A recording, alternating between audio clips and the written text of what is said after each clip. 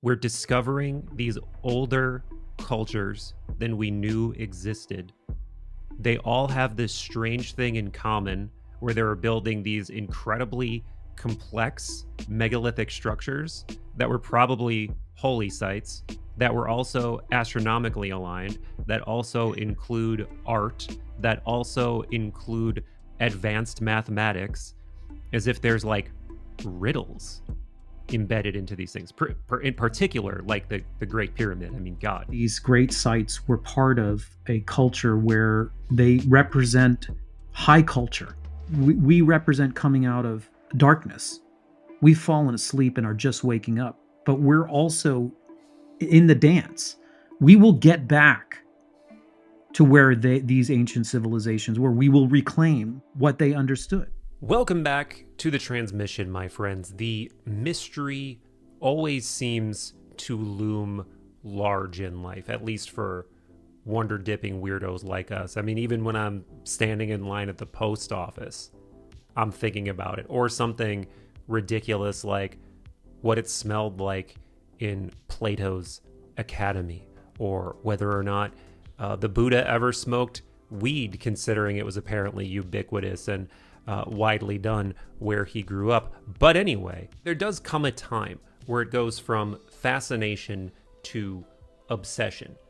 Not what Plato smelled like. I'm talking about going from the little wonder dalliances to really committing, really throwing a ring on the Mysterium Tremendum, diving into a real practice. But what that inward turn toward mystery actually looks like is never straightforward. How you even do it is incredibly personal, nebulous, and anything but clear. And that's one of the reasons I love riffing with my friend, mythopoetic psychologist Dr. Miles Neale. He's been on the show numerous times, though this is his first time in the YouTube dimension. On that note, do check out Third Eye Drops wherever you listen to pods, Apple Podcasts, Spotify, wherever, for some absolute classics with Dr. Miles Neale and hundreds of other people. I'm tooting their horns, by the way, not mine. But Miles Neale is a real wonder brother. He's been a longtime practitioner and initiate of Tibetan Buddhism. He's a psychologist who's deeply interested in mythopoetic thinkers like Jung and Joseph Campbell, and he's been going through his own long-term inward turn, a kind of alchemical transformation, as you'll hear in this mind meld. He's also got a great book called Gradual Awakening, which you can pick up now, and a new one coming out, I believe, in the next year called Return with Elixir. Miles and I also muse a lot about ancient wisdom, lost ancient wisdom, the seeming collective awakening and shift that we're all going through, which of course is ever paralleled by darkness, ignorance, and potential impending doom. Far too much for this humble host, especially in the confines of this introduction. So let us proceed. All of the links you're going to need for Dr. Miles Neale will be in the description. Same for Third Eye Drops. On that note, do now, presently, as soon as possible, tickle that algorithm with a like, a sub, a comment, a share. It is all immensely important for the success of this media vessel. As mentioned before, do sub wherever you listen to podcasts. We've got over 300 episodes that will never manifest here in the YouTube dimension. And I hope you will consider joining us over at patreon.com/Third Eye Drops and initiating yourself deeper into the Wonder Lodge. What does that mean? It means you get to not only support the show, but participate, join Zoom hangs, a patron-only Discord server, get rewards, join a book club, and more. And with that, my fellow sentient sacks of stardust, let's meld minds with Dr. Miles Neale. Dr. Miles Neale, my friend, it's been a bit longer than it usually is between our conversational outposts in whatever this bardo masquerading as a world is, but still, it doesn't. I think we have the kind of friendship where it doesn't really feel like it's been that long, so it's easy to sort of just sink back into the space. But I know you've been in a new physical location. I'm sure your mindset has changed drastically, considering you said it's essentially just like living in a retreat full time and having your mind in the mythopoetic full time.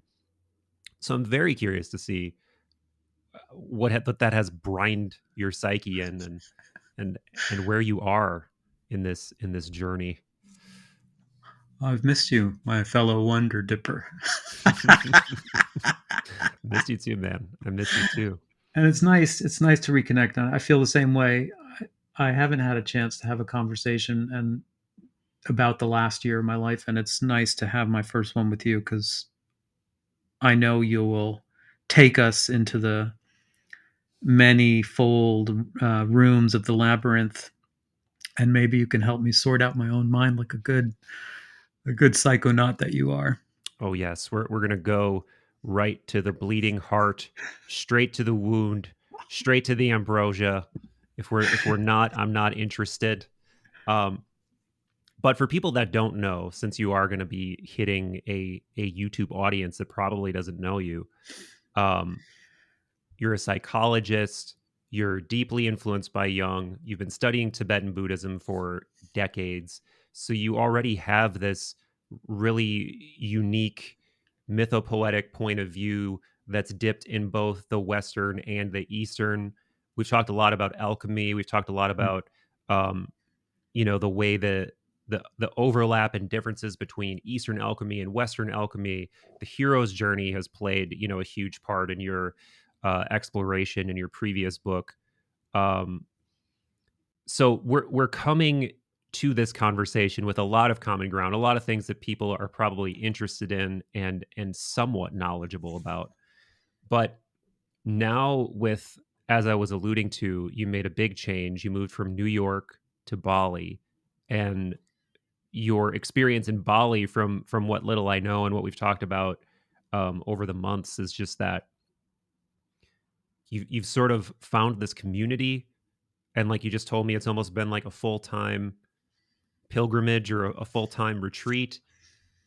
What has that consisted of, and what has it done to your outlook, and what has it added, what has it changed?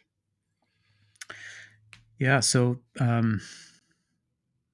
well, listen, I think the best place to start so that we can make one person's experience as relevant to as many listeners as possible is that the archetype of the water that we're all swimming in since Jan 12, 2020, where the conjunction of the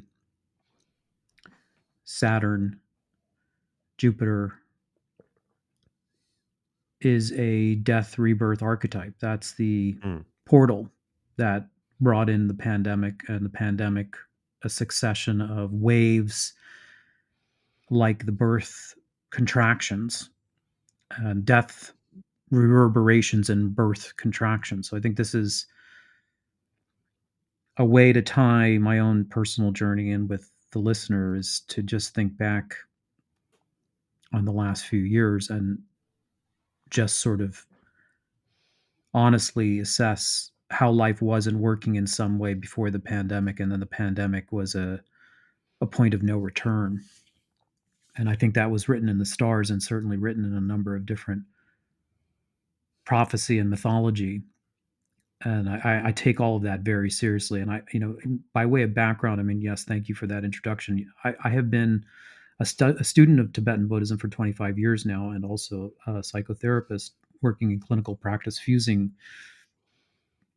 meditative and Buddhist philosophy and practices into my clinical work. But around this time, 2020, around the time of the onset of the pandemic, I started having a series of visions and started becoming attracted.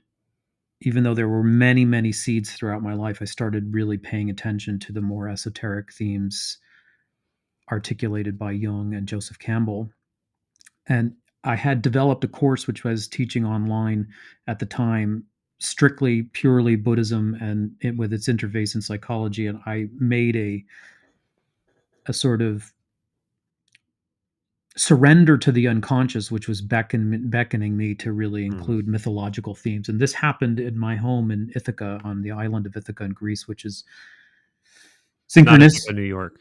No, not Ithaca, New York. Ithaca, Greece, which is the site of, it's the actual. My mom lives not but 20 minutes walk from the site where potentially Homer wrote the Iliad. That's So so crazy. Yeah.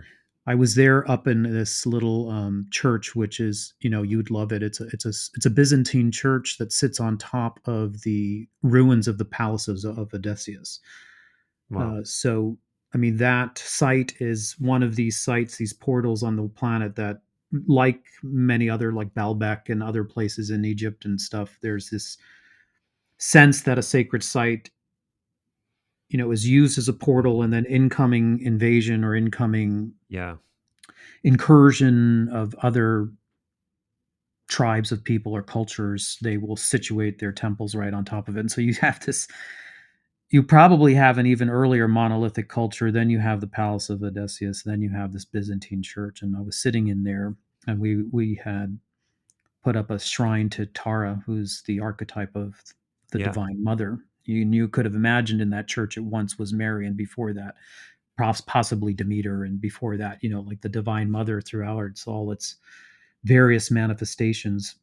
And I just had a very strong impulse to change direction on a dime. Like, I really need to include the mythopoetics of Jung and Campbell, even though I wasn't a deep student like you, sincere in your pursuit of Jung. I mean, once you dip your toe in there, you understand that it will take lifetimes to go through Oh Jung's yeah. collective No, work, and to I feel like an understand him. absolute neophyte. I feel like an Yes. absolute neophyte for sure. So, and I still feel that way, but I wasn't. I didn't want to hesitate, so I wanted to go for it. And so around this time, 2020, right at the maybe 2019, maybe just 6 months before, I start to turn myself over to the unconscious, which is telling me things that I'm not set up to do, essentially. Hmm. Go in directions I'm not comfortable with. I mean, I can teach Tibetan Buddhism with my eyes closed, and all of a sudden I'm gearing up for a class on Jung without having ever fully formally studied him. Hmm. Yeah. And Can I interject yeah, real quick just to orient people a little bit? So, you mentioned that there's this, what seems to be equated with some kind of mass churning in the zeitgeist and in the collective psyche, and the physical outflow of that is everything that happened with the p word, which I'm like always, I'm afraid to like say it too much, the p word about of the c word, and um any c word I probably shouldn't say, but um uh so and you mentioned, you've mentioned a few things that I want to outline for people, and have you clarify, which is, it that there seemed to be a sort of like prophecy, there seemed to be a sort of astrological alignment that indicated this was happening, and then also this, what you are experiencing as a surrendering to the unconscious and feeling like it's telling you something. I'm curious if you could go into the relate, like exactly what you mean by those things, and how you feel they relate to one another. So you mentioned the astrological and the sort of prophetic. Could you explain to me and to everybody how though, like what that was exactly and how that fits together? yeah. I mean, we could start with this motif that you're well aware of, which is as above, so below. Right. So there are mythic maps that relate to the cosmos and the larger collective, and they're much broader in their time span, and as a result, they're much more general. And then there's the below, which is your own personal psyche and your your threshold crossing into the collective unconscious, but it's still you. It's still your personal journey. Right. And there is a correlation between this. And I think it's incumbent on the type of people that are drawn to your material, Michael, are esoterically minded people. They're familiar with mythopoetic language. have turned themselves over to the right brain, enjoy that world and that wonder dip, as you call it, which I love. Yeah. They like to take a dip in that ocean of symbolic, universal themes, archetypal themes, sense making, not through logic, or at least in combination with logic and Yeah. intuition. So, I mean, there are many prophecies that I've done some research on in order to provide us a larger frame scaffolding for the book Return with Elixir, which is coming out in 2024. It represents my journey since this time.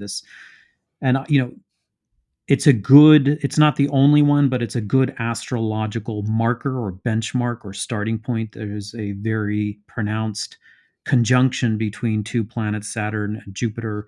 Jupiter, of course, the planet of expansion, Saturn, the planet responsible for structures and institutions.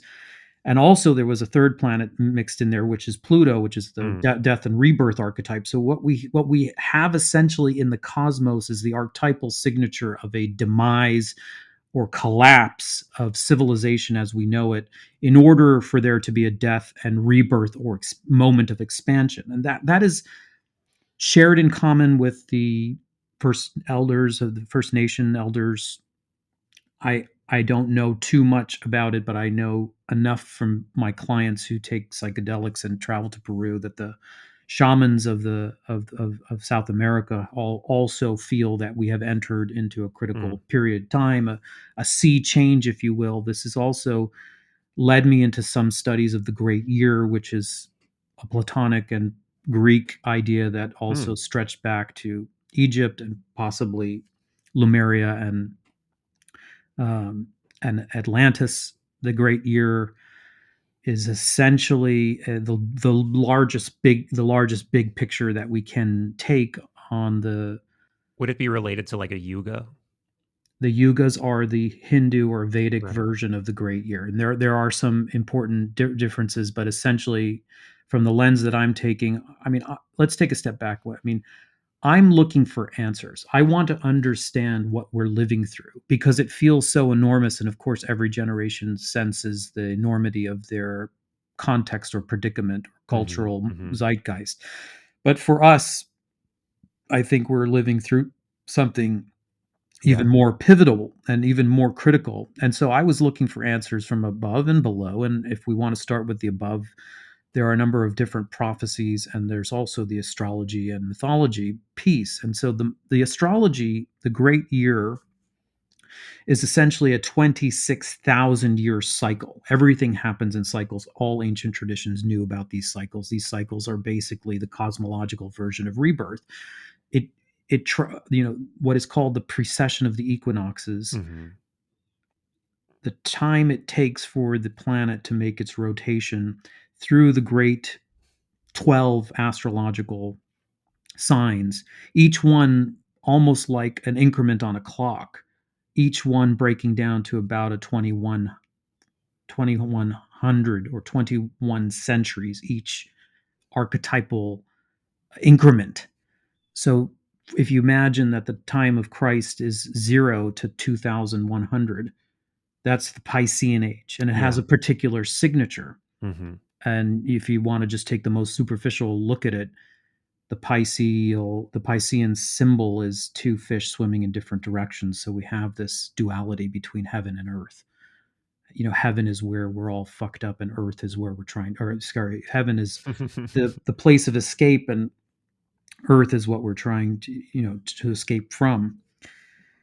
And we're heading now into a sea change. And these sea changes are, some transitional period marks the change between, because you can't just find a tide. You can't just find when the tide flows in and flow out. Yeah. You can't find the transition point as if you could locate it under your fingertip.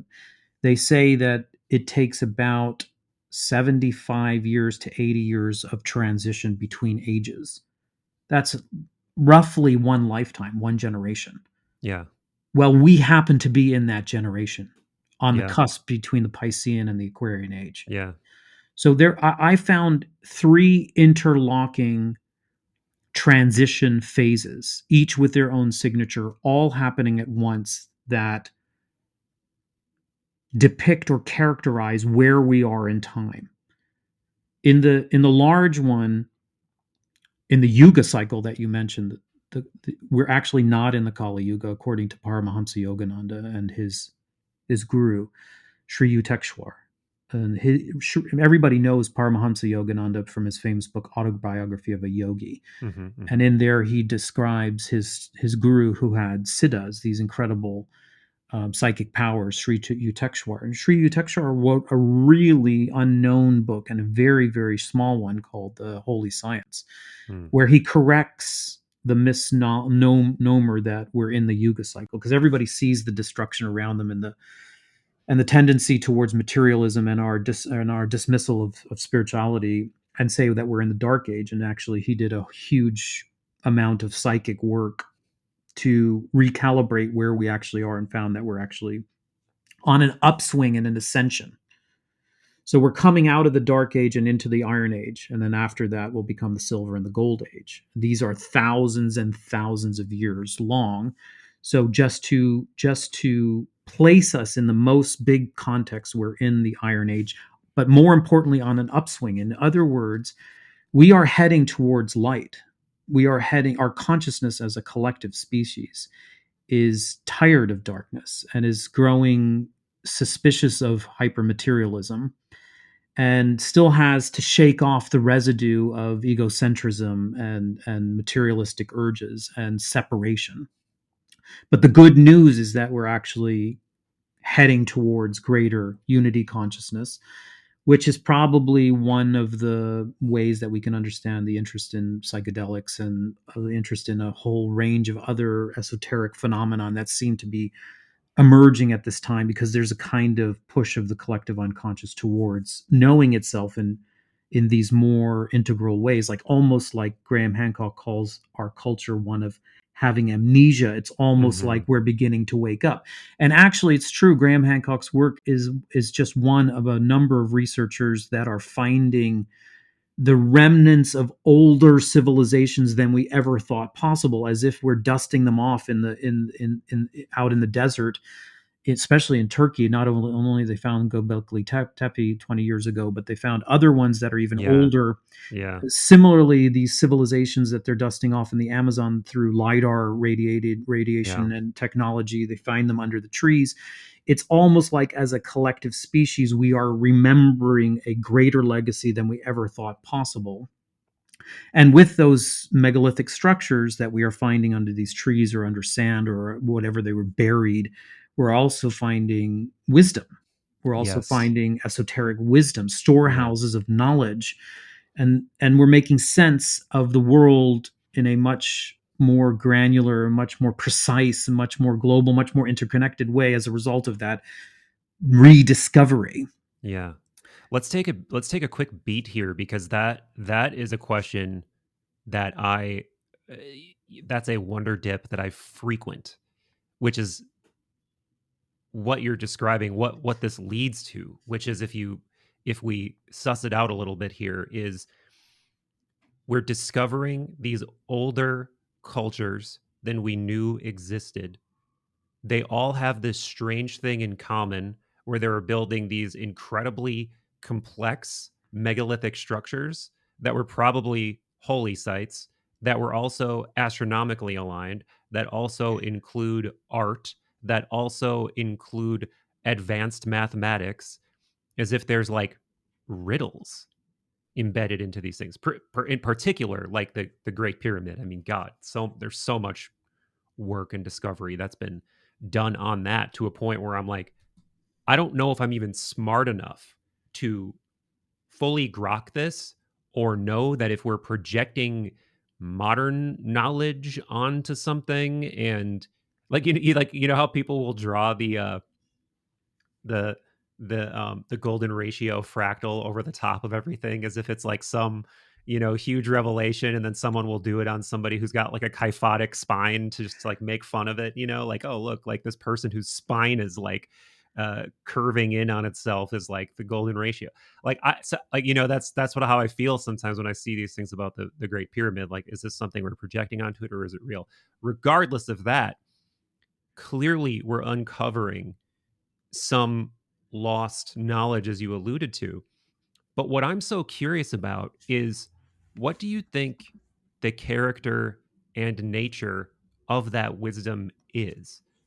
Like, how do you think they got those insights that allowed them to do these incredible feats of architecture and astrological alignments?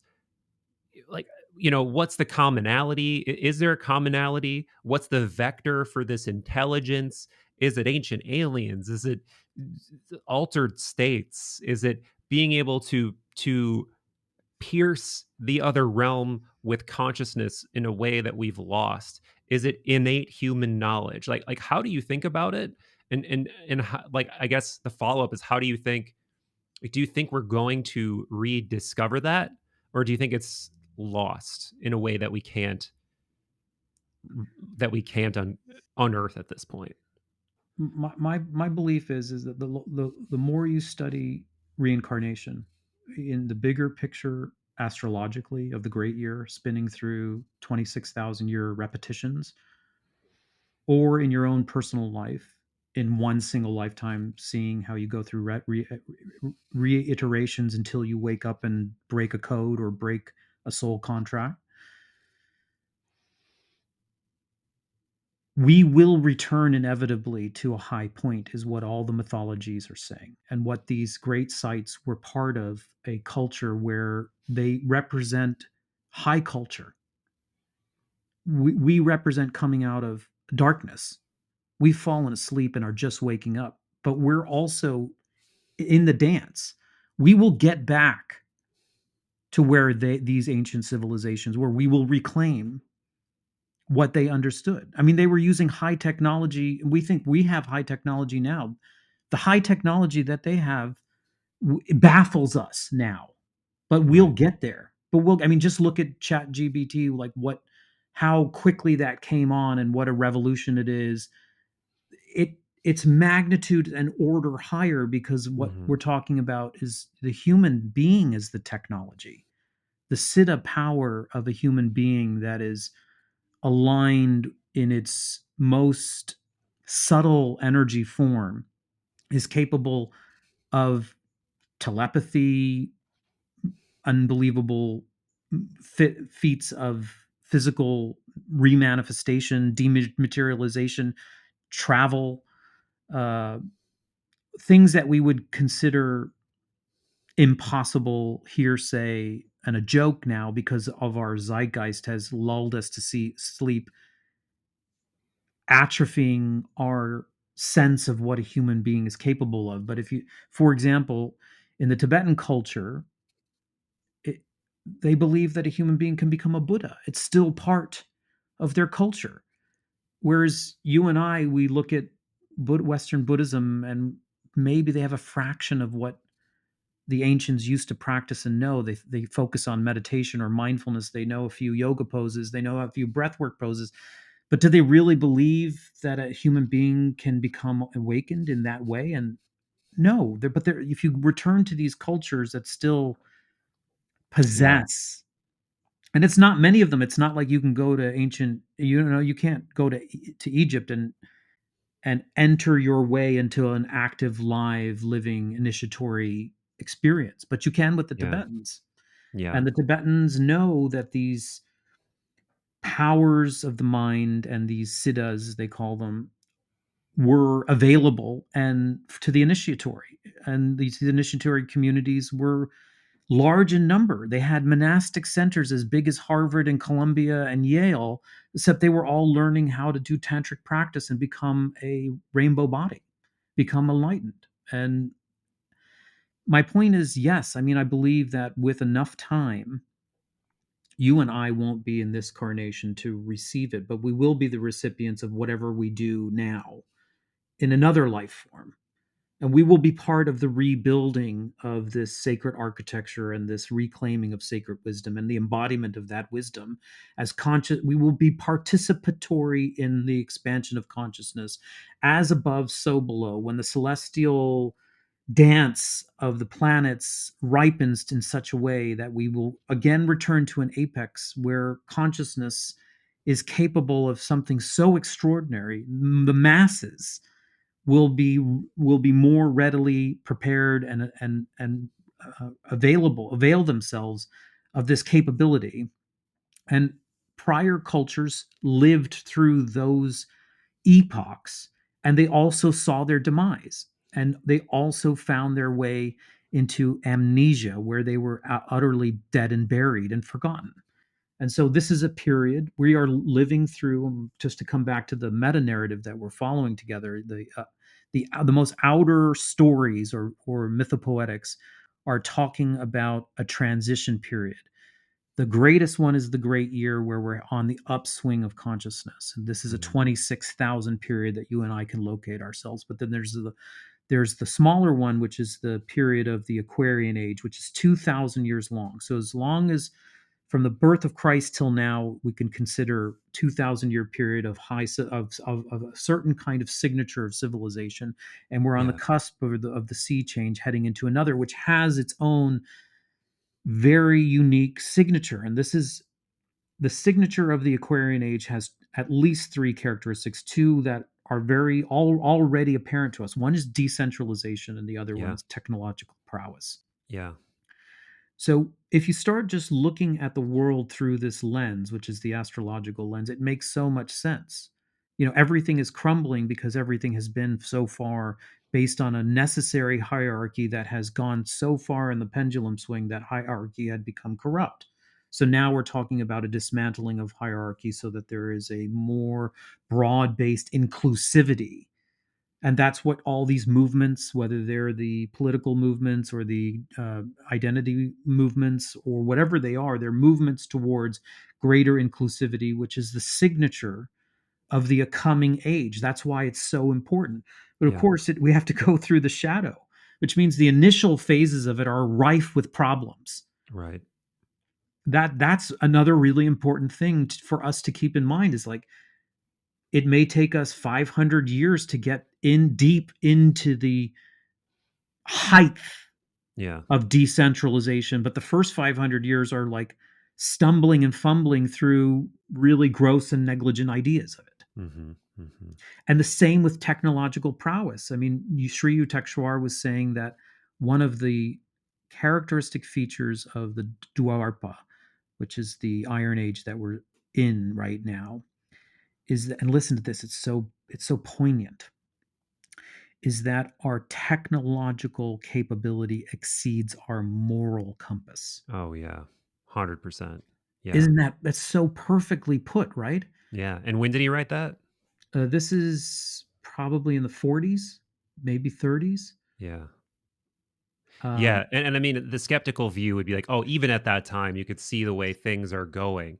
But I think whenever somebody makes a statement that only seems to get truer and seems to glimmer with more and more truth and layers of truth that you couldn't possibly have foreseen almost 100 years ago at this point, it's interesting. And I want to interject this real quick because it's another just buttress to what you're saying. Is I don't know if I told you, but I connected with Lawrence Hillman, James Hillman's son. oh, how nice. And he's a I don't know if you know anything about him, but he is psychology PhD, of course, very into the mythopoetic, archetypal, but his real lifelong passion is astrology. So when you talk to him about exactly what we're talking about, he has such a rich, layered, nuanced view of what all of these things mean, and he can recall so much of it from memory and riff on it in such a beautiful way. But he's essentially saying the exact same thing as you are in terms of like what this new age represents. And that if, you were trying to envision, geometrically where we're headed, he's like the only thing we can imagine is a blown apart, decentralized network, like of ideas and individuality and all these things. And in some ways it sounds like the antithesis of unity, right? Because it's oceanic, it's watery, it's um ethereal, but in a way that is, those could also be those exact words I just used. could also describe a kind of transcendent oneness, right? Like oceanic, you know, like a blown apart ethereal. Like this is essentially the same words I would use to describe some kind of transcendent unity consciousness. Well, But yeah, I'm gonna take a a little stab there because I think it's important. One of the things I found in my research was the work of Ray Grass, who I interviewed in one of yeah, my I want to podcasts. say that he's friends with Hillman. I want to say that he may have mentioned him to me, but Ray Grass, one of his most succinct contributions to astrology was to to remind us that for every astrological archetypal sign there is its counter sign. So right, this is the okay. The Aquarian imagery is Ganymede, the cupbearer, and he's dumping water, what looks like water, into a yeah, stream from up high. And Grasse said to me, it's not water, it's ether. mm, He's dumping ether into a stream, and there you get the unity. It's the decentralized, the top is descending into a single stream. interesting, But the counter sign, so if you look at a clock, 12 and 6 are counter signs. So what's the polar opposite sign of the Aquarian is Leo. So for unity, as much as unity is a defining characteristic, decentralized unity is a characteristic, I mean, of the internet, for example, the internet of ideas. Leo is a countersign, which is the exalted individual, right, but also the narcissist. So each yeah, one of these signs is a counterweight, and each one of them has its exalted form and its shadow form.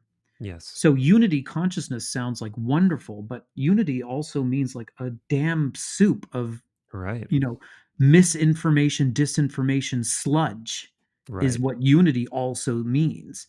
And Leo is like your Leo, in other words, the individual can't get lost in the unity. The individual has to shine in the unity. But the individual can also be a complete fucking narcissist. And right, right, how many of those are in governmental power right now? So we have to see this, sorting out this tension between diversity and unity is one right, of the central archetypal themes of the next 2000 years.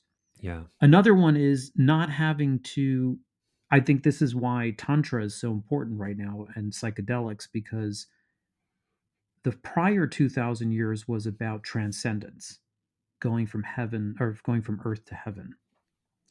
But look, the ether is being poured downwards. So Gaia is, heaven is here in the body in particular.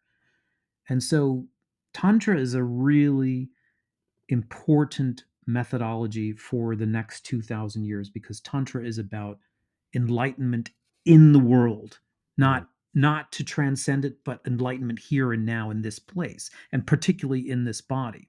It's not about a renunciation, it's about a re-embodiment. yeah. Let's get into like just a little bit of 101 of what you mean when you say Tantra, because there's this popular idea of Tantra. I'm sure everyone listening doesn't know exactly what you mean by that.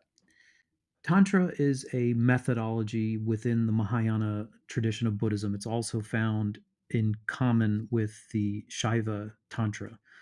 And it comes around about the turn of the millennium. Okay. So for at least the Buddhist side of things, the first 500 years of Buddhism are really about renunciation. It has this Hmm. same kind of feel about restraining and self-disciplining Yeah, your mind. The world is an illusion. Discipline your instincts and seek transcendence. Essentially, that's what the early first 500-year movement of yeah. Buddhism is about. The Theravada sort of way of viewing Yeah, the path to to it's Buddhahood. it's about renunciation. Like, get a hold of yourself, see through the illusion, and become free. Then there's another movement that is called the Mahayana. It comes around the turn of the millennium. It's incongruent in step with Christ, and it is basically based on love and compassion, and it's based on this understanding that there is no place to go, there's no place to transcend to. It's all empty. In other words, it's all interdependent. Everything is interdependent. The world itself can be perceived as a prison, as well as a heaven, depending on your point of Mm. view.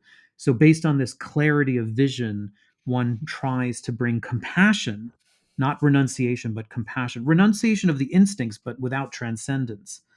Renunciation of the poisons, but then the development of love and compassion. Now, within that subset emerges what we would call a power tool, or I don't like this word as much, a biohack, an accelerator.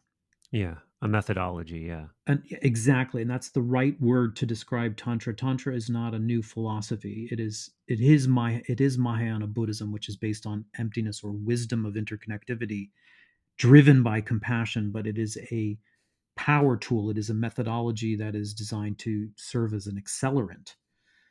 And so, and I mean, we can go for hours and hours and hours of it. It is so sophisticated and so beautiful, but it's based on some very core primary principles, one of which is this idea that you yoke your mind with the guru, because the guru has the lineage, the totem of consciousness that comes all the way from the Buddha. The Buddha is incarnate in your teacher.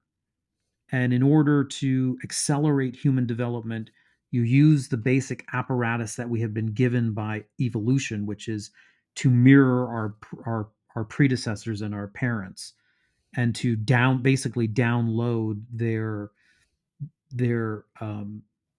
program. Yeah. Now, most of us are aware of how neuroses and trauma is transgenerationally imprinted. The same method, the same imprinting and encoding that allows for the replication of trauma along generations is also the method that allows for the transgenerational transmission of enlightenment. Mm. So basically, one of the codes, or from the Buddhist point of view of Tantra, is to find yourself a teacher, go through the initiatory processes, yoke your mind with them so that you use the land bridge of a close proximate relationship. And then they give you the initiation into the tantric methodology, which is essentially to reconceive of yourself. I mean, talk about mythopoetics. We're talking about using active imagination to displace reified trauma based sensibilities of self and world.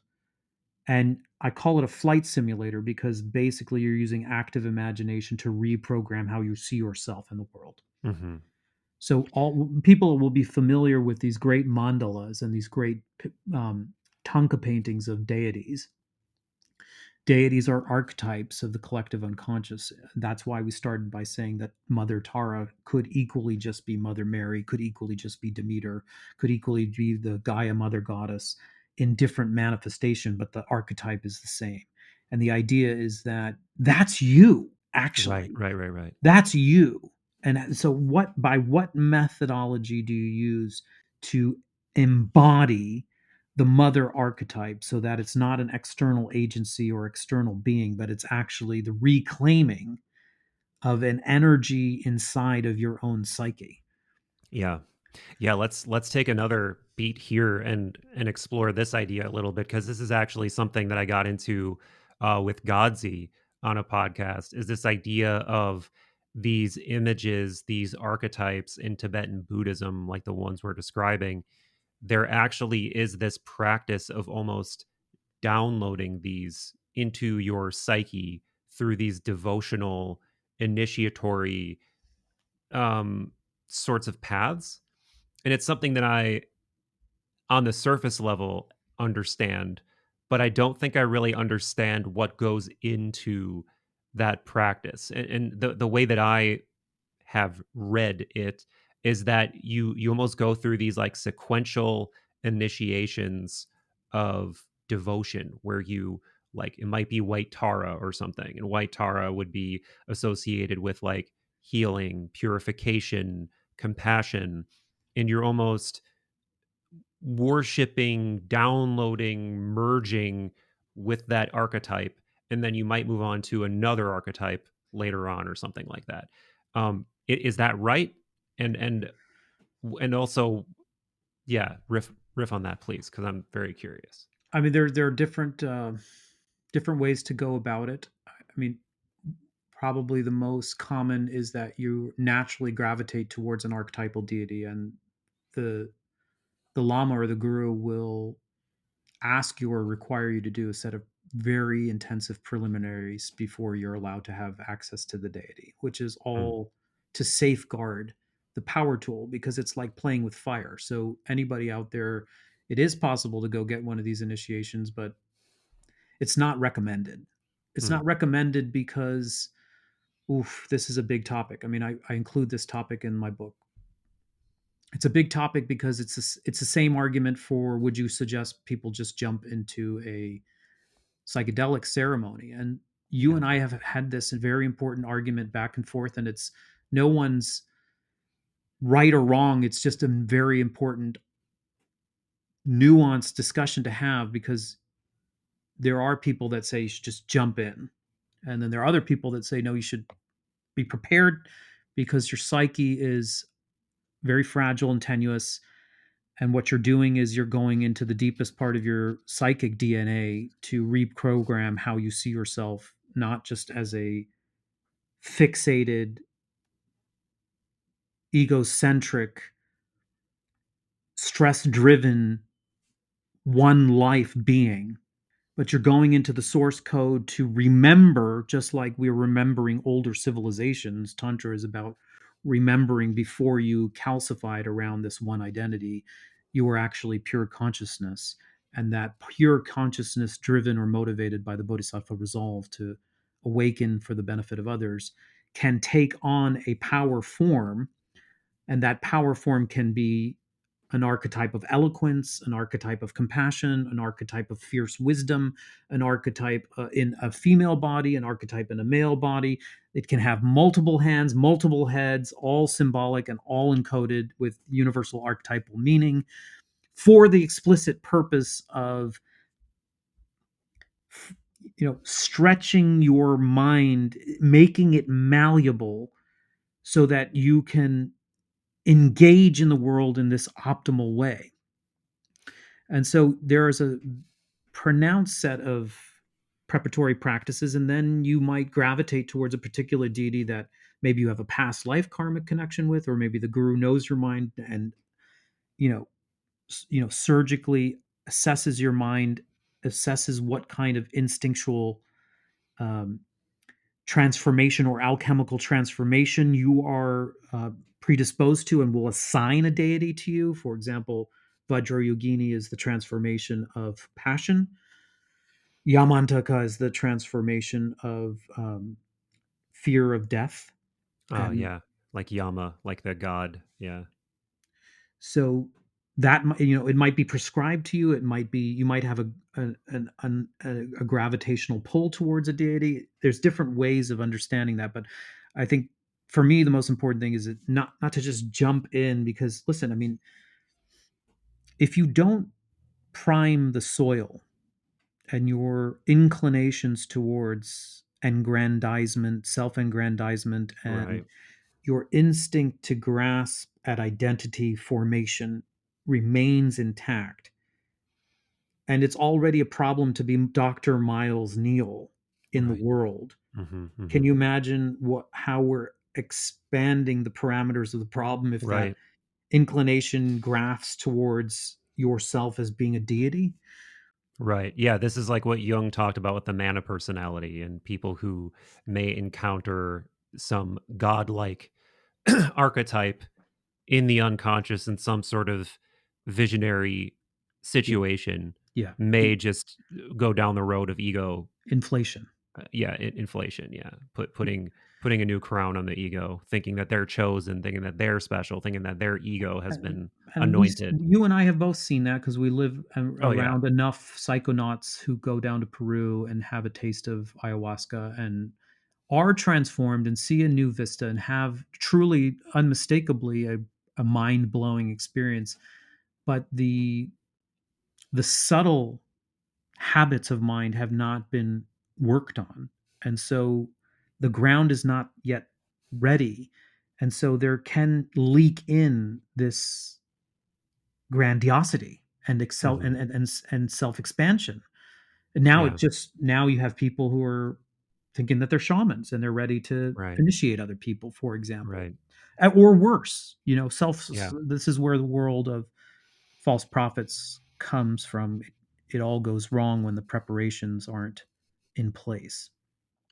And what I really think the most common pitfall is it's more mild, but I think the most common pitfall is that people do have an experience, and that experience may run the gamut. Like, it may not be good, it may not be bad, it may really be a hero's journey, and they may really have a profound transformational experience. But then the problem is they don't have the mythopoetic foundation and then the integrative foundation in everyday life afterward to actually make a change. And they just go back into the same habitual patterns, and then it fades. So it's not as like, it's not as much of a firework in terms of like positive transformation or negative transformation. It's just kind of it ends up being a thud. It ends up being something that happened, and then it just sort of fades away. And that's another thing that I think can happen, which it's not the worst thing, but ultimately it's a missed opportunity, you know? Yeah, and I think listen, this is why culture is important, okay?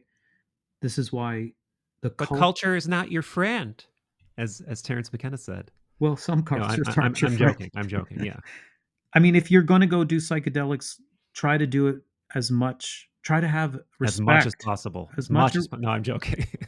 try to have as much respect for the culture out of which those Right. traditions come from, and follow the shaman's guidance, and the guidance likely will have a lot of preparation and a lot of integration on the back end, and that's how it should be. Yeah. That's how these traditions were run, and in the Tibetan tradition the same.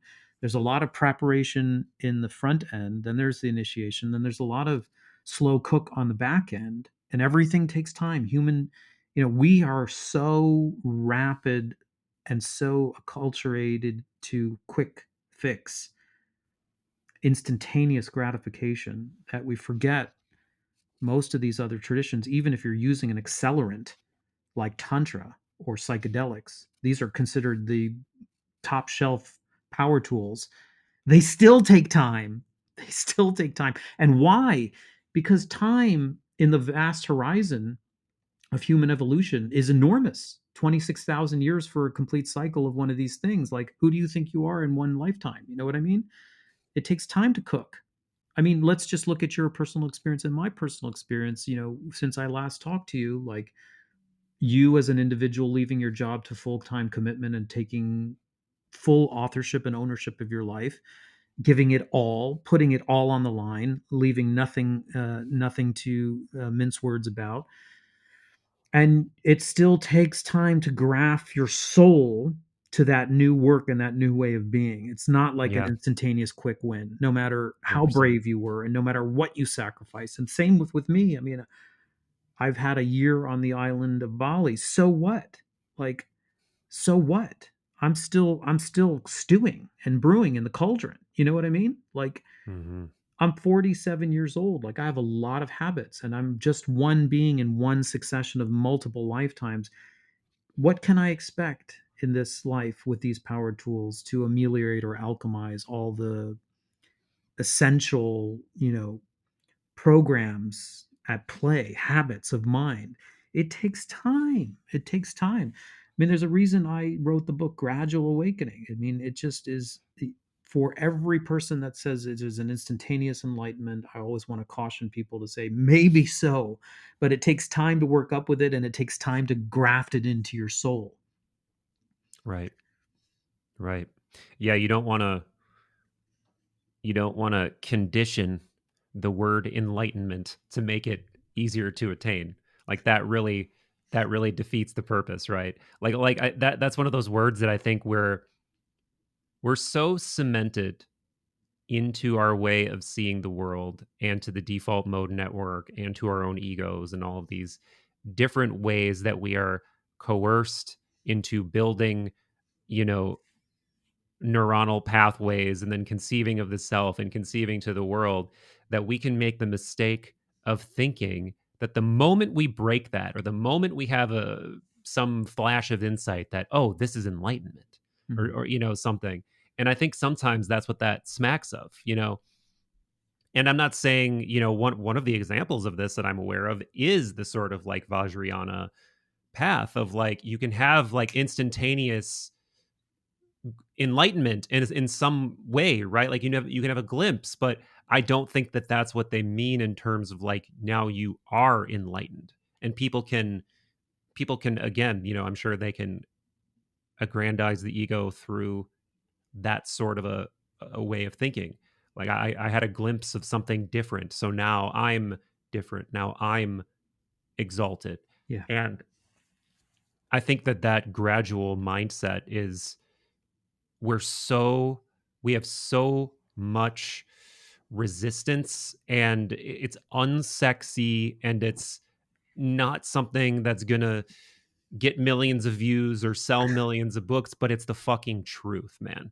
It's the truth. And this, you know, I told you I had just read um The Dream in the Underworld by Hillman, and I'd been, you know, I've done a few different dives into Hillman over the years, and he surprisingly lands on the exact same point, which is that our addiction to knowing, our addiction to getting an answer, our addiction to what, you know, in the case of this book, what was this dream trying to tell me? You know, me, what was this dream doing for me? In just looking at the world in that way, we're actually doing damage to ourselves, and we're actually disconnecting ourselves from the mystery, Mm. because we're trying to invert something transcendent, something Mhm. archetypal, something beyond us, and fit it into the narrow bandwidth of us, of our ego. And I think that all of these things that we've talked about, like, you know, we were talking about before, like an archetype has an exalted form and a shadow form. I think that's the shadow form of all these practices, of all these power tools, of all these initiations, is like the shadow side is you can make the mistake of Thinking it's throwing, all about you. yeah, throwing a new tattoo on the ego, throwing a new watch on the ego, throwing a new, you know, Mercedes on the ego, whatever it is, you know. Um, but yeah, I mean, I think It that's brings me just, to that yeah, brings me to, there's a nice segue there because there's a story that's very relevant to what you're talking about. Flash forward from this, we started with the vision up on Ithaca Island on that church of like starting to talk about Jung, and then Jung actually was a big proponent in the end of his life of astrology. And so at some point in 2019, we found an article by Maurice Fernandez. 2016 it was written in, called the Saturn Jupiter conjunction, where he in 2016 talked about this collision of two planets, or conjunction of two planets, and described what it meant. And true to form, 2020 with the pandemic, boom, here we are. And flash forward, I want to segue into this notion of turning myself over to the unconscious, because yeah, it does end up bringing in a mythology and certain universal archetypal imagery, but in a way, to your point, they weren't lessons that were personal for me. I mean, there was integration that had to happen on a personal level, but they were more about something much more collective. And mm, I think that's what you're talking about with this Hillman point, right? Is that the danger is to collapse around the mythology, or collapse around the archetype, and make it too personal. yes, And so I just want to get it out because It's really like a breadcrumb trail. I mean, it really truly is living what the book Elixir is all about. But it's taken a year to go through it, and this is just one of the threads. A year and a half ago, when I was scouting Bali before we decided to move there, I met Chokkade Kirtiasa, who's an alchemist on the island. He's the prince of Ubud. He's one of the princes. He is the 23rd generation heir to the Mahajapahit, who was a dynasty that originally was inhabiting the island of Java next to Bali. The Mahajapahit were a great kingdom, a royal dynasty. And they would, as part of their religious activity, they venerated a form of syncretic Buddhism that was also unified with Hinduism. And they Mm, called it Shaiva Buddha Agama, Shaiva mm, Buddha. They actually saw no difference, or they saw a unity within the diversity of Shiva and Buddha and Buddha. mm, And at the Borobudur Monument, this incredible mandala, three-dimensional mandala, the largest three-dimensional mandala on the planet from the 9th century, Sailendra dynasty prior to the Mahajapahit, but the Mahajapahit venerated Buddha and Shiva there. So I meet Chokkade, who is the living heir of this legacy, and um, I basically fall in love with him. We have this great bromance. He opens the portals of Bali to me. Every door, nook, and cranny, we're investigating together, having long conversations, going through his, uh, alchemical theories, astrology. He was featured on one of my podcasts. We have an unbelievable experience. It shapes and molds my mind enough for me to want to relocate my family. But at the time, it was almost February 2021, I think, and I'm planning a pilgrimage already, and I want to bring my teacher to this mandala in Java. And in my vision, I mean, there's a series of visions that I write about in the book Return with Elixir, starting with the one on Ithaca Island, but this is another one of putting my teacher Geshe Tenzin Zopa at the top of this mandala. But he's not alone at the top of the mandala. He's in consort or dialogue with a Hindu master, and they're doing a ceremony up there. I don't know why it's so compelling, but it's like this is the vision, and part of my process, if you call it, is just to turn myself over to the unconscious and go with these visions and see where they lead me. And the book is basically my turning myself over to these synchronicities and to these archetypal themes. And one thing I can say is that they don't make sense in the moment. You just have to kind of follow them, yeah. and they build over time. So I have this vision of my teacher along with his other teacher doing this joint Buddhist Hindu ceremony at the top of the Borobudur mandala. And then, months and months pass, and I'm going through my own personal process, which we can discuss, which hasn't been all that friendly and hasn't been all that kind. It's like a slow, long, bad trip and descent into the netherworld, into the underworld. But Ooh, that one of means the you're going the themes, right way. Yeah. I'm sure you'll like to mine that. But let me just finish this one point, which is I meet a couple of wisdom keepers along the way. One of them is Made Griwa, who's an artist. He's a Batuan artist. His tradition of art is at least 1,000 years old in Bali. And I go to meet him because I'm preparing this pilgrimage, which happens in September, bringing people to Java and Bali, and I want them to meet the wisdom keepers, be influenced by thousands of years of tradition. And he and I are sharing notes and talking and getting to meet each other. And he said, "Yeah, during the pandemic, I started having visions." I said, "What kind of visions?" He said, "Well, I started having vision of this Buddha statue. Of course, he's Hindu. He's Balinese. All the Balinese are Hindu."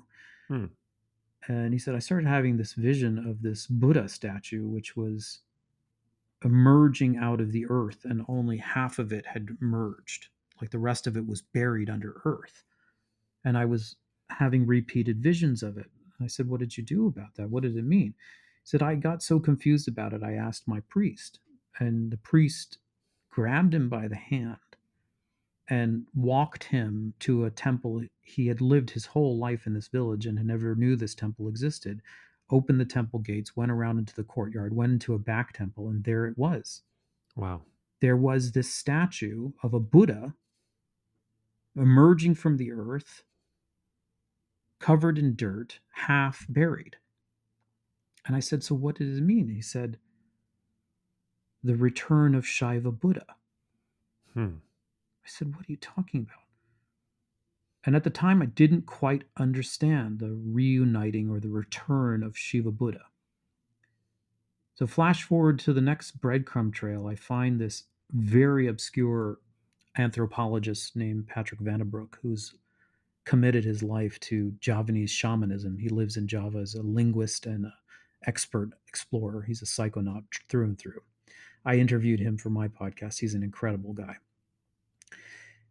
20 years earlier, he is at the same monastery in Nepal that I'm at. I never met him. We're there at the same time. Wow. 2006. He's there among 220 people taking classes with the Lama. I'm there. That's when I met Geshe Tenzin Zopa. I didn't meet Patrick, but he was there. It's almost like we were in the same footsteps together, just not we didn't meet at that time. He said his first love was Vajrayana Buddhism, Tantric Buddhism, and it led him to eventually to go to Indonesia, and he settled in Java and he started studying the Dukun, which are the tantric and shamanistic masters indigenous to the Java island. Hmm. And I said, I'm going to bring this big pilgrimage. I'd love for you to be, one of our wisdom keepers and to, open the portals for people, help them understand the significance of the Borobudur. I have to tell you this vision that I've had. I don't quite know what it means. It's a vision of a joint ceremony with the Vajrayana master and a local indigenous tantrika at the top of Borobudur. And he tells me, I've had the same vision. Wow. I've just never had access to the Lama, but I have access to the Javanese tantrika, the Ooh. shaman. And I say, I'm bringing Geshe Tenzin Zopa here in September. I've got the Vajrayana piece. I've got the Buddhist tantric piece. You're telling me you've got the other piece and you've had the same vision? Wow. And I say, what is this about? And we're slowly getting to your point. This isn't about me. My unconscious and the collective unconscious that we're swimming in is rife with symbols and is slowly remembering something. And Patrick Vandenbroek off record tells me about the Saptapalan prophecy. The Saptapalan prophecy is 500 to 600 years old. Saptapalan was a priest of the royal kings of the Mahajapahit. As you remember, the Mahajapahit ancestors or legacy leads all the way up to my guy Chalkadeh. What happened was that after a long run, the dynasty was overrun by the Islamic invasion of the island, and essentially this forced the Majapahit dynasty to flee Java for Bali. And the priest, the last of the royal priests, claims this prophecy that in 500 years there will be a reconciliation in which the former dynasty will be returned and a great king will emerge to reunite Shiva and Buddha. And Patrick looks at me and says, the signs are happening now.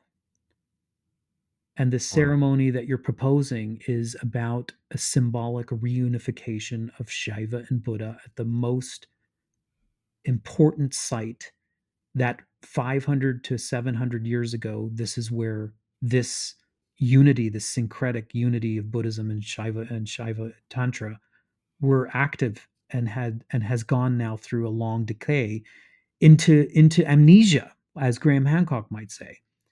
Like we've forgotten about this form of Buddhism. We've forgotten about this unity. We've forgotten about, and listen, I'm not looking at it as a religious dogma. I see it as you might see it as we're tracking this through the symbols of universal archetypes. Like, what are we really talking about? We're talking about a 500-year period of amnesia. And then we're talking about a return for a reuniting of something that has been lost, a sacred wisdom that has been lost. Yeah. One of the themes of the Mahajapahit is that they celebrated Buddhism and Shaivism together, and they said, diversity in unity. And there is the archetype character signature of the Aquarian age. Yeah. It cannot just be unity, and it cannot just be diversity.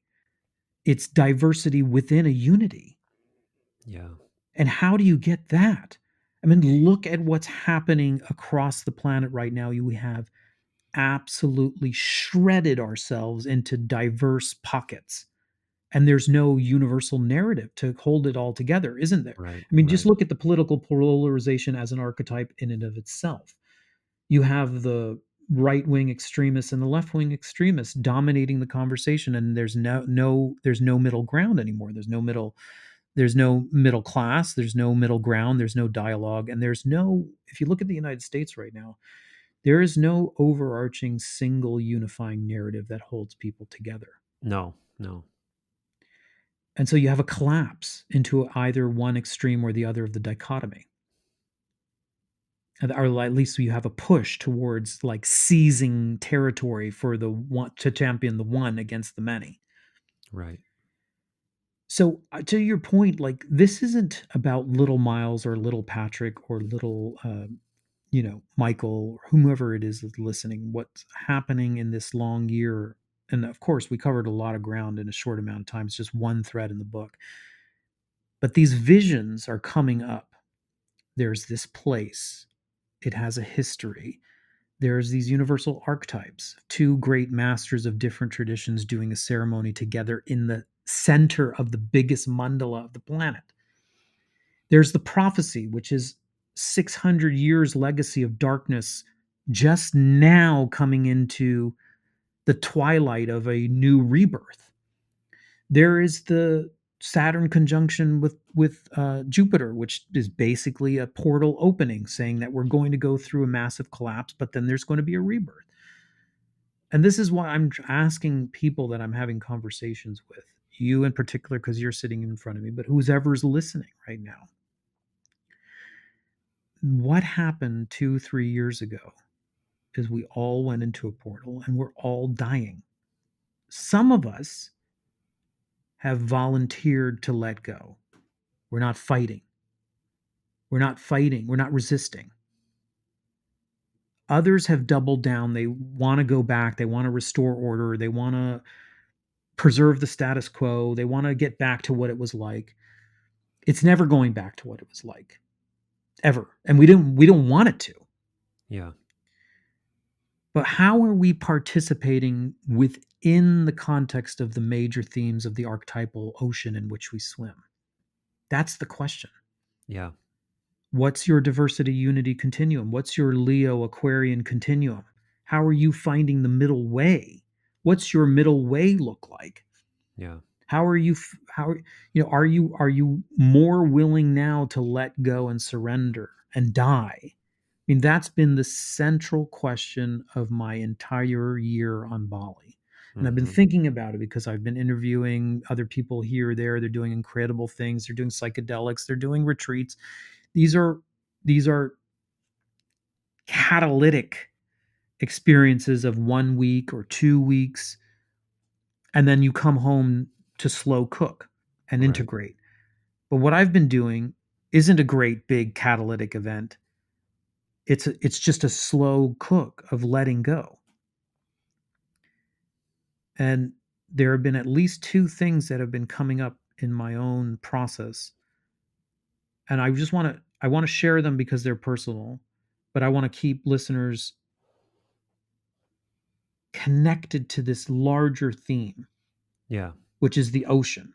Yeah, I think this is good though because you and I have a tendency to get really big picture and, multi-thousand year processes of transformation, and then you could like the individual agency can get lost in there and you're like, what the fuck do I do about? Like, yeah, I mean, we're okay, I do feel like we're going through a big shift, but what do I do? What is it? How does this become personal? So Yeah, I think it is good to make it personal a little bit. as long as people keep one foot in both worlds, like keep an eye on the larger universal archetype so that you don't get confused. That's a really important message. Like, don't get stricken by the polarization. It's a theme. Don't get afraid of the the fact that the banks are going to collapse one by one. The dollar is going to collapse one by one. It's coming. Okay, don't get afraid by that. That has to happen. Yeah, or at least there's going to be a slow erosion of the old way, and it's going to be bumpy. It's going to be a bumpy transformation That's into the very new age. generous. That's a very generous way. Bumpy Yeah. for Well, sure. I mean, yeah. I'm continue. Yes. We don't need to get into all that. We don't need to get into all that. Though I have very I've gone down that rabbit hole myself too. But continue. So I took a cue from the Tibetan Book of the Dead because that's another theme in the book, and it's a rehearsal of dying, and Hmm. basically it condenses the death and rebirth process into a single meditative experience. So you can sit on your meditation cushion, you can go through what are called the stages of dissolution, where you essentially surrender and allow yourself to see the internal landmarks or internal signs of the death process until you are reacquainted with what's called the clear light or the prima materia. And then you manifest the deity or your guru so that you can fulfill the prophecy of your own embryonic regeneration in the womb of the mandala of your own mind. And then you practice or you rehearse your rebirth. And you do that in one meditation session. You get the experience like a pilot in a flight simulator, and you do it 4 times Wow. a day in retreat. Wow. And it's filled with all these archetypal themes like the descending of the white drop from the crown and the ascending of the red drop from the navel chakra, and they meet at the heart drop like a sperm and egg in union, and they fuse with the third, which is the Hmm. soul that comes from infinite time. And the soul inhabits the mother father's seed, which are the body of the new life. So you rehearse embryonic regeneration, rebirth. Wow. Incredible. It all happens in the mandala of your own heart center. But that's the mythopoetics. What's the actual life experience like? It's been painful, and I've had to watch. I mean, many people that are listening would have had an experience on a 10-day Vipassana retreat or a psychedelic experience. These are near equivalents. They're just condensed and compacted, and I've been living that in a slow cook for a year. Mostly the front end part, which is the disillusion part. So I arrived on Bali having had a very successful 25-year career in New York, a thriving practice, publications, appointments as faculty at prestigious universities, anything a person in that career could hope for. But I reached the tail end of it, and it was no longer really stimulating me, and it felt like an appendage of an old world. I could feel that, Michael. I Yeah. could feel that. From the outside it might be difficult to understand, but from the inside it wasn't feeding me anymore. It felt like an old world, and I Hmm. wasn't about to hang on. There were many other reasons I moved to Bali, not the least of which are my kids, giving them a different kind of life. But just stay with this one thread here, which is trying to elucidate the death process in a slow cook integration. And some of the things that emerged, the days were very long. I was an unknown entity. I didn't have work. I wasn't working on Bali. I had a few calls in the morning, but like past 10 o'clock in the morning, kids were at school.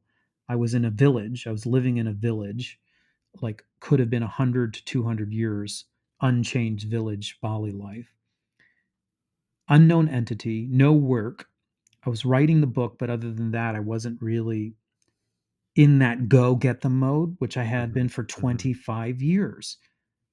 And I could feel, I mean, just like people might experience on day 4 of a Vipassana retreat, like all the momentum from your cellular spinning and wheeling and dealing and pushing and building and all of that, it started to break down because it had no object to connect with. It had no force to, it had no objective to input and to burn off its impetus. Yeah. And I became aware, just like one might do in a psychedelic experience, of a lot of very early childhood imprinting about seeking validation and recognition from my father. Hmm. My father was, largely a narcissist, and anybody who survived narcissistic upbringing knows just how invisible you feel because there's really only enough spotlight in the world for one. And so it caused a great split in my psyche in which the unwanted parts went subterranean, and I became like a good boy in need of his attention. And so that is part and parcel of a lot of the architecture of my psyche. And now there is nothing to chase, and there's no one to please, and there's no one to be the recipient of my goodwill, and there's nothing in the infrastructure in the mirroring world around me to cathect that energy or that impetus. Mm-hmm. And so I started collapsing.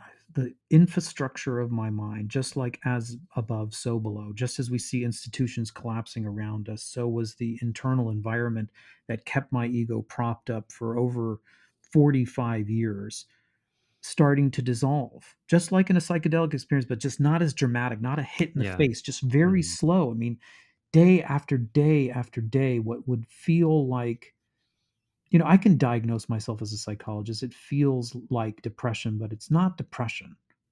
Okay. And I'll tell you why it's not depression. I still had energy. I was still interested, was wondering what was happening to me as my psyche started to fragment. And I knew what I was going through. I knew this was the death process. So I wasn't resisting it. Mm-hmm. I was letting myself go deeper and deeper and deeper into it. And Jung was really critical here because that's what Jung did. And he Yeah. didn't just Yeah. do it for a day, as you know. He did like an episode of his life lasting years. He Yeah. went into this, gave himself over to a treacherous, uncertain, unpredictable, inflammable period of his life. I mean, Yeah. if you as you read his biography, he was still working, but he was also retreating at the same time. And somehow he was also making that tome behind me too. He was making the red book The that Red Book, which is just beautifully just my God. that's a Yeah. portal right there. To talk about just taking chaos and channeling it into a coherent, mythopoetic, beautiful piece of art. Yeah. So, I mean, we're also talking about alchemy, which is Yeah. a throwaway word these days. It's like a buzzword, oh, alchemy. The alchemy, is in a crucible that's burning and it's Yeah. bubbling, and it creates, at the first level, it creates putrefaction, which is that all the negativities bubble up to the surface. Mm-hmm. Mm-hmm. I The mean, Negretto. Yeah. and yes, and that the vessel, you see a separation and the putrefaction happens like a layer at the top. Mm. Okay. And this is what is happening in a psychedelic experience when you're throwing up. This is also what's happening externally as the Jupiter Saturn conjunction happens, is like, look what's coming up to the surface. I have never seen as much narcissism and sociopathy emerge than right now. Wow. Yeah. I I mean, see what you you have mean. you have a Yeah. channel. Don't you find that the trolls are just rife all over the place? People, Honestly, vampiric forces and energies. by and large, people are really, really positive and supportive and cool. But yes, there still is so much projection. There's always a couple people that are just projecting. They're just throwing their own suspicions, insecurities, narratives, neuroses on top of anything you do. Yeah, absolutely. All I'm saying is this is a period of revelation. It's not that there's more negativity. It's just that it's being revealed. Hmm. It's Hmm. like the veils are being pulled back, and the alchemical crucible is being heated. Something is being heated up in the collective, and stuff is Yeah. coming up. And we're just starting to see that putrefaction. We're just starting to see that bubble to the surface. And this is what happens in a psychedelic experience for an individual. This is what was happening in Bali. And by the way, like, what was activating this for me in Bali is like I was doing a lot of water purification. Think that needs to be said because it was like the main methodology I was using. Now, Bali is, of course, an island, but they view Bali, the indigenous uh, shamans view Bali as a deity. and they see Bali as a mandala. And they see Bali in the way that a Chinese medicine or tantric practitioner sees the body, that has subtle Hmm. channels. It has chakras and channels, and through which, when they're cleansed, pure pranic energy can travel from north to south and and be directed at conscious will.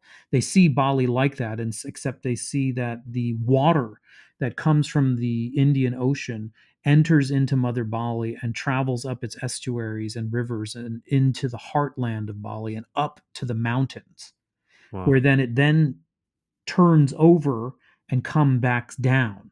So they have what's called the body mandala of Bali, which means the heartland where the mountains are, then a concentric circle around it, the middle ground, and then the periphery or the coastline. And they have these sacred sites that are on banks of rivers or at the coastline in caves or in the mountains where there's a water source. And the religion before Shaiva Hinduism arrived was called Tirtha Agama, which means the religion of water, Hmm. which they believe to be pure and cleansing and purifying. As it flows through Mother Bali, the deity of Mother Bali, you partake in the water purification at these sacred sources along the body mandala of Bali. It's incredible. Beautiful. Yeah. So I had been going and doing these activation ceremonies in the water, and they're kind of like baptisms. They're like, and I mean, this is where a scientific reductionistic rational mind just doesn't, it can't compute. It's like Right. dunking in water. What is that supposed to do? But it's the whole thing. It's just like psychedelics. It's setting, intention, it's Yeah. preparation, it's integration. It's with the spiritual master, who, with the wisdom keepers that have taken. I was doing at least a dozen of these and watching my mind slowly erode, going into isolation, retreating, finding the origin mythology, which is this intense drive to be seen by my father, the quest for recognition, which Yeah. then got imputed in my career life, Of which course. Yeah. always felt, as a replication, always felt insignificant and insubstantial.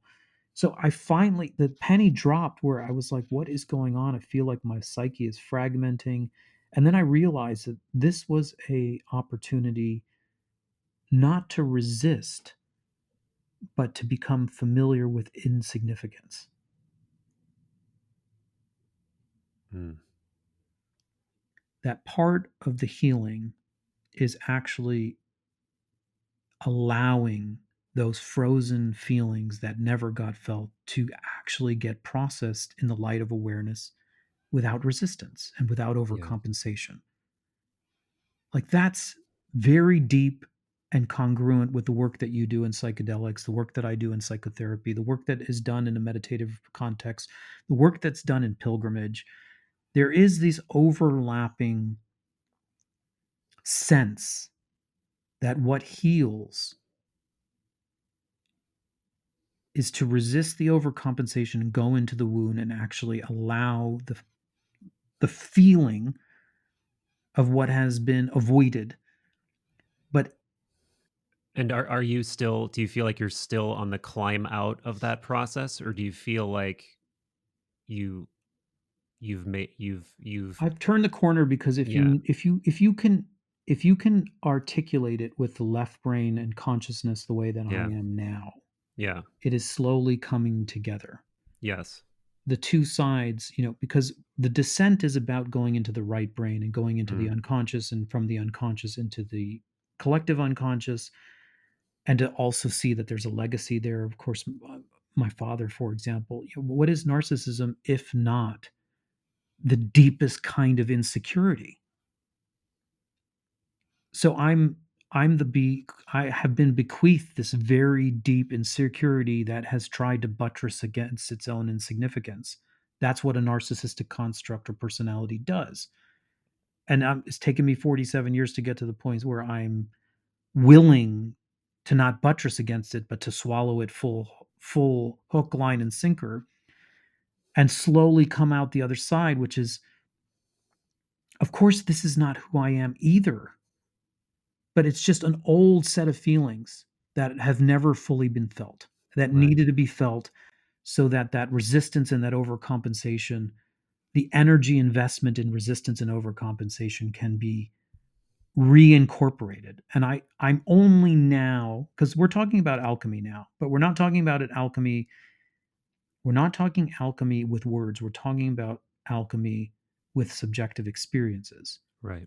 All that energy that has been invested in a career of building and compensating and avoiding rejection and chasing validation was temporarily suspended, and there was a very protracted, painful experience of insignificance and invisibility, an inkling of the coming out where the expansion doesn't have, I don't have to go back to that expansion mode. I don't have to go back to that expansion mode.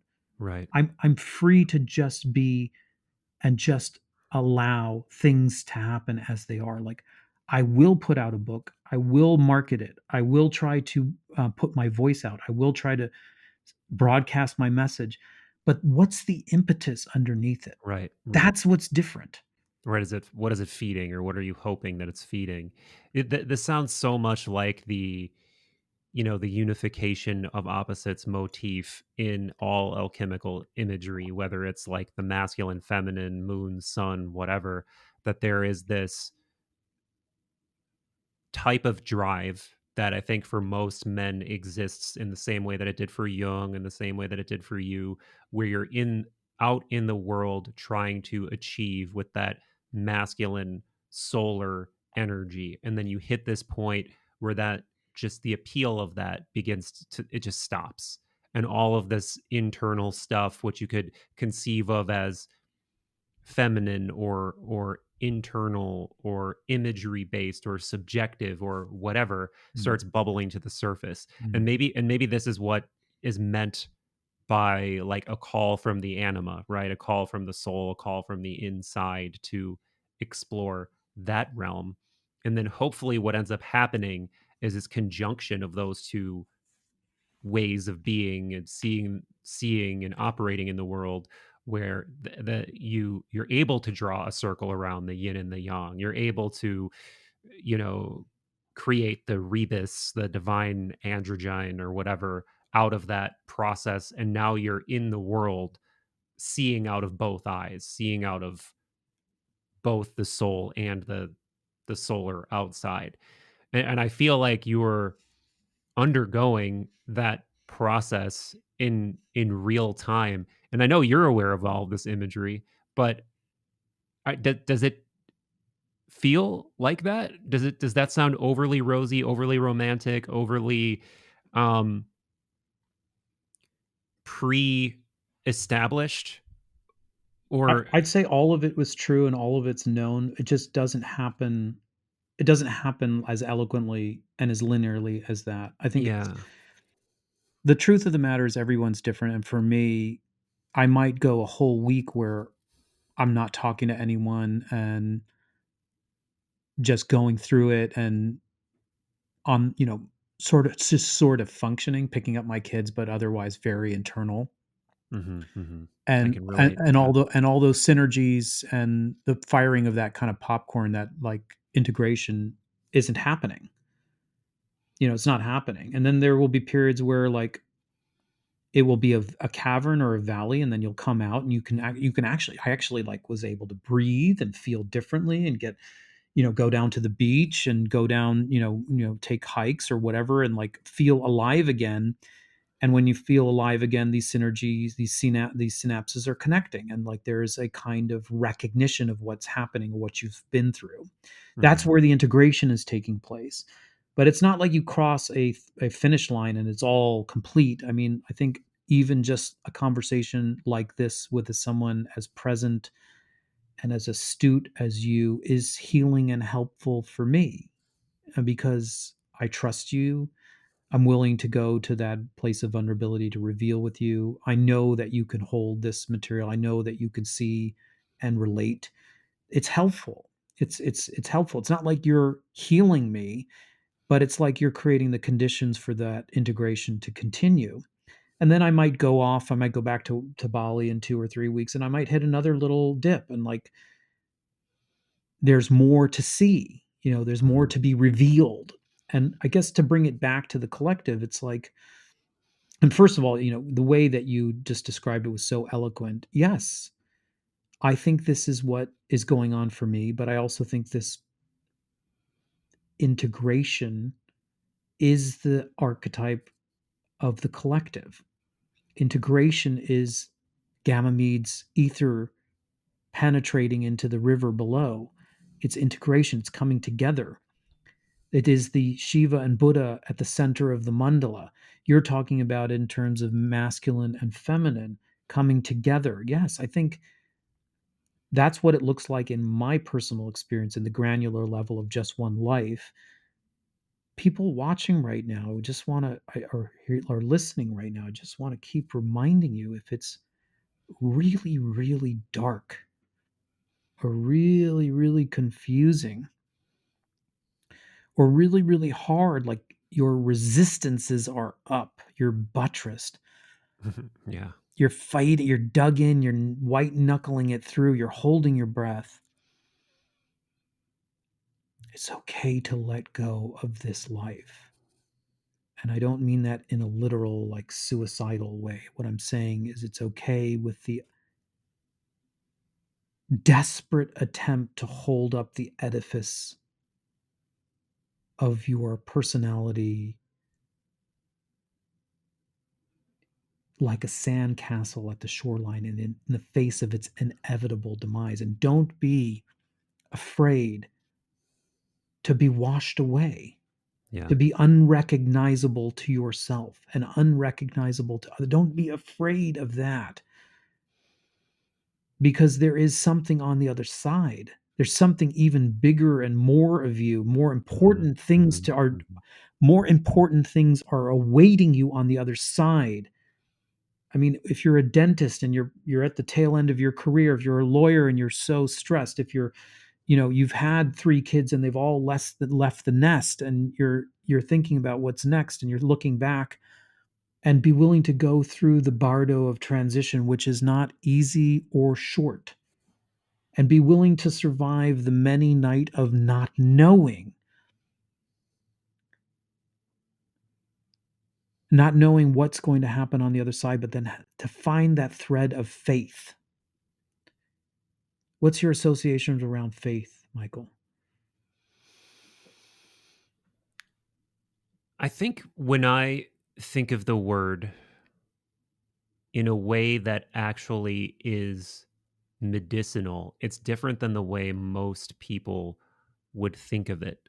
You know that I've always been someone who's immensely interested in the mystery and mystery facing, but I think that grasping for final answers about what that mystery is, what its point is, what it contains, what it means for you, I think ultimately you're doing harm to yourself, sort of in the same way that I was talking about Hillman before, of like the need to kind of prostrate ourselves before the mystery and let Psyche, let it, whatever it is, work its way, and be present for that and be participatory in it, but don't grasp.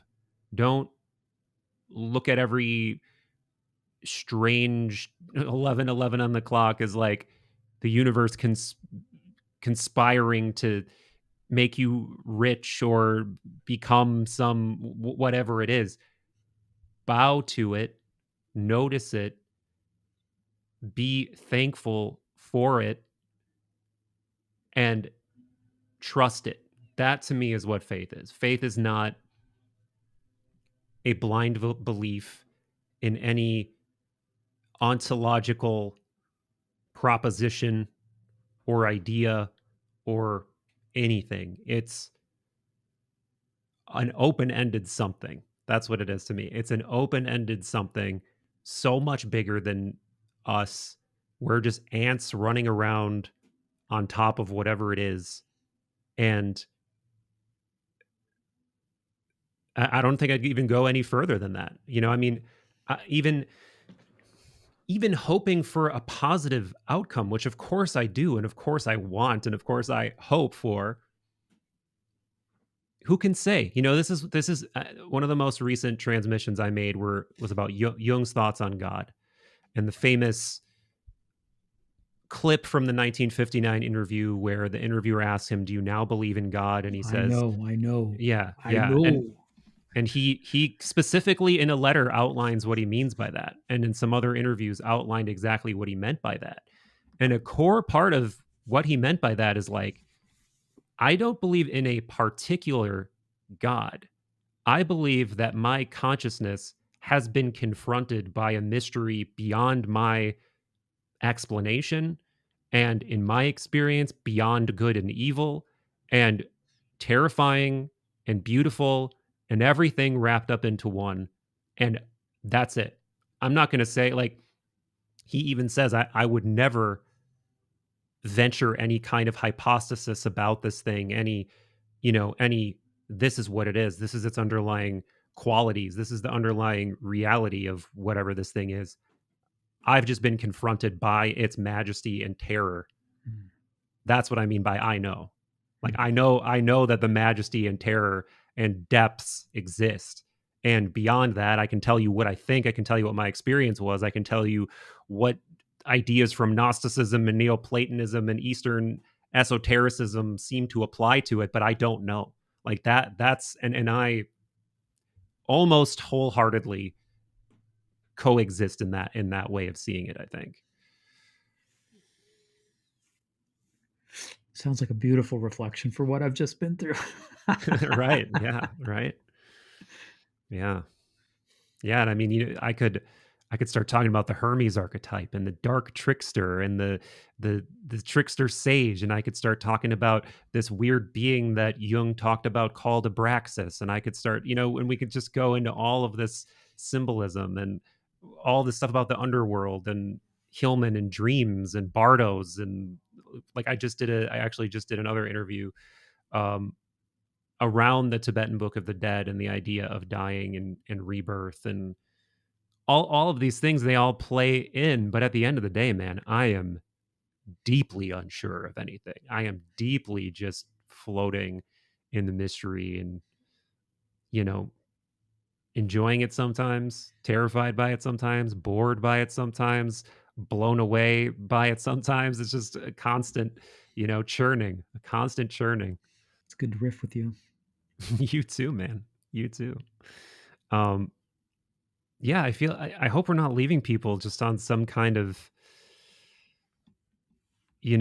open-ended cliffhanger. But I think if this is where we're gonna leave it, the addendum that I want to leave is like the very end of this book, The Dream in the Underworld. There's an amazing quote, and I'm gonna say it in this video that I'm working on making, but I think it's just such a good way to leave off this conversation. But I'm gonna track it down for a second. Um, because with this open-endedness, there's this anxiety, but there's also this continual source of renewal and hope. And there's this quote from the very end of The Dream in the Underworld, and this is it. If, as Jung said, modern man is in search of a lost soul, this soul is lost partly in life.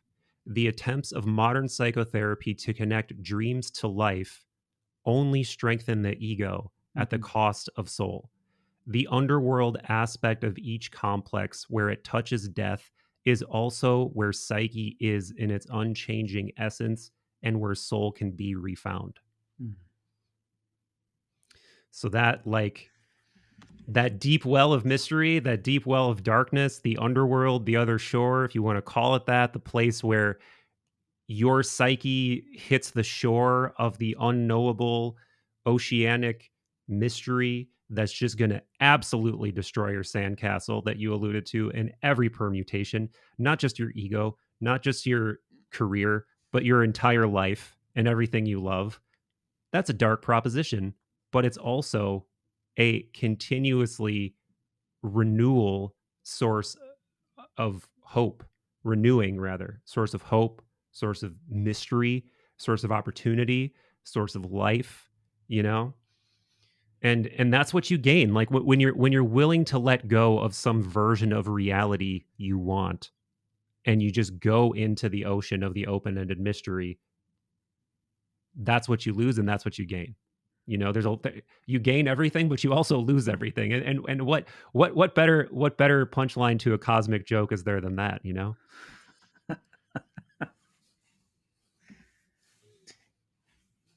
I want to end on this. The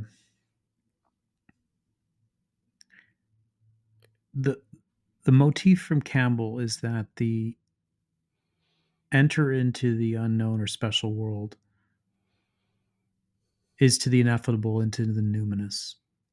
And I think that's what you're reiterating with Yeah. Hillman. It's not to make the numinous the personal. Yes. Yeah. On the other hand, I do have to say that the motif of Campbell is that there does need to be a return to the specific. You do have to come back to your body. You do have to come back to your world. You do have to come back to your relationships. You do have to come back to your livelihood. And that is what closes the loop. So I take your point, or Hillman's point through you, to be, don't conflate the numinous with the personal. On the other hand, where does the numinous live if not the personal? Yeah. The personal is required to appreciate the numinous. Exactly. If it were just numinosity, or to embody it, there would be no appreciation. or to express it. Yes. Yes. And I guess that's what I'm trying to suggest is part of the metamorphosis I've been experiencing. Is I will come back to the stage, so to speak. I will maybe do a book tour. I will put out books and lead retreats on these kinds of things. Like that will be my personal expression of the journey, of the arc that I've been on. But what is different is that the soul has been seen and doesn't need that level of personal recognition as much anymore. It's not like that child in me that needed to have center stage for some ego stroking to fend off its sense of inferiority or inadequacy. And the only way that has happened is to turn over to a very extended, painful period of processing. On the tail end of it, I can start to imagine or conceive that the coming home, in my personal life has to take this kind of form. It's going to be my words. It'll be my pilgrimages. It'll have my stamp on it, but it might not have the charge that it has in the past. And I hope that I'll be more free as a result of it. And as I'm more free, maybe this archetypal message will really be able to come through, because it's not my message, and that's clear. Like what Graham Hancock is uncovering about old civilizations is done in his beautiful British accent that only he can do, but he's not. When you get to a point where AI can just let you do podcasts in that kind of a voice, would you do it? real time, just beautiful British accent, compelling. Yeah. Also, just take your words up a notch too. Just takes all your words up 3 reading levels. There's something about, eliminates all the likes, hopefully, that I say. Yeah. There's something about the universal is being permitted to speak through you. Yeah. And you don't have to take that ownership, that piece. It just, when it comes through you, it's your voice, your themes, your life experience, your modus or mode or media through which you express it. But at the same time, it doesn't have to be you. And I think there's just something worthy of that. I think it's quieter. I think it has a lot more humility to it at the end. It It doesn't has to, yeah. it doesn't have to be as grandiose and as grandstanding. I mean, even maybe it can be. I mean, maybe it can have a huge impact, and maybe it can, but it just doesn't. In its nature, it feels much more modest and humble. I think when I hear you reiterate the Hillman quote, that's the quality I'm picking up. It's a lot, a much.